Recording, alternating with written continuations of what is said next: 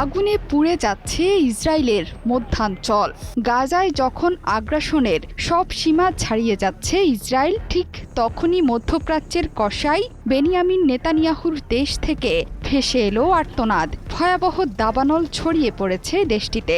আগুনে পুড়ে খাক হয়ে যাচ্ছে প্রান্তরের পর প্রান্তর। আগুনের তীব্রতা আর বাতাস এতটাই ভয়ঙ্কর হয়ে উঠেছে যে নিমিষেই বেশ কয়েকটি শহরে ছড়িয়ে পড়েছে দাবানল। এরই মধ্যে শহরের বাসিন্দাদের নিরাপদ দূরত্বে সরিয়ে নেওয়া হয়েছে। আগুনের তীব্রতায় সড়কে বন্ধ আছে যান চলাচল। রেল লাইনের কাছে আগুন ছড়িয়ে পড়ায় বন্ধ আছে ট্রেন চলাচলও। এমন পরিস্থিতিতে অ্যাডহক কমান্ড সেন্টারের জরুরি বৈঠকে অংশ নিয়েছেন ইসরায়েলের প্রধানমন্ত্রী বেনিয়ামিন নেতানিয়াহু। গণমাধ্যমগুলোতে বলা হয়েছে, মধ্য ইসরায়েলের মোসাব তারুমের কাছেই প্রথম আগুনের সূত্রপাত। এখন যে কোনো ব্র্যান্ডের পুরাতন এসি বদলে নতুন ওয়ালটন এসিতে উপভোগ করুন 25% ছাড়। তাপমাত্রা বৃদ্ধি এবং বাতাসের তীব্রতায় বিভিন্ন জায়গায় ছড়িয়ে পড়েছে সেই আগুন। বেইত শেমেশ শহরের বেশ কয়েকটি স্থানেও দাবানল ছড়িয়ে পড়েছে। একে একে শহরগুলোকে গিলে ফেলছে ভয়ঙ্কর এই দাবানল। বর্তমানে নিয়ন্ত্রণের বাইরে চলে গেছে এই আগুন। এস্তাওল, বেইত মেইর এবং মেসিলাথ জিয়ন শহর থেকে বাসিন্দাদের সরিয়ে নেওয়া হয়েছে।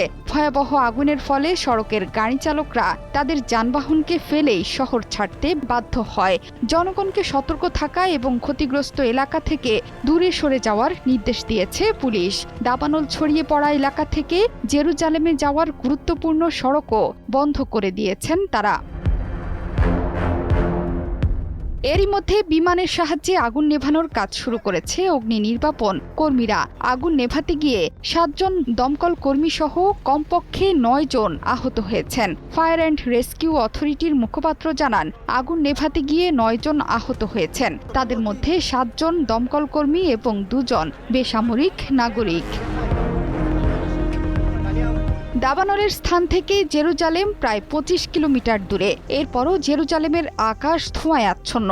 বাতাসের মানের স্তর হ্রাস পেয়েছে। 6টি জেলা থেকে ফায়ার সার্ভিসের কর্মীর তালিকাভুক্ত করে আগুন নেভানোর চেষ্টা চলছে। তাদের সঙ্গে আইডিএফ সদস্যরাও যোগ দিয়েছেন। বেইত শেমেশের উত্তরে দাবানল নেভাতে প্রায় 110টি অগ্নি নির্বাপন দল, 11টি অগ্নি নির্বাপক বিমান এবং 1টি হেলিকপ্টার কাজ করছে। এছাড়াও ইসরায়েলি বিমান বাহিনী, উদ্ধার পরিষেবা এবং পুলিশ কাজ করেছে।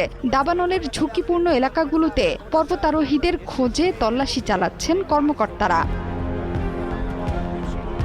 দীর্ঘ ও শুষ্ক গ্রীষ্মকালের কারণে ইসরায়েলে এর আগেও অনেকবার দাবানল ছড়িয়ে পড়ার ঘটনা ঘটেছে। একই ঘটনা ঘটেছে আমেরিকার নিউ জার্সিতেও। সেখানেও তীব্র দাবানলের সাথে লড়ছে মার্কিন জনগণ। যে কোনো সময় ক্যালিফোর্নিয়ার মতো রূপ ধারণ করতে পারে নিউ জার্সিও।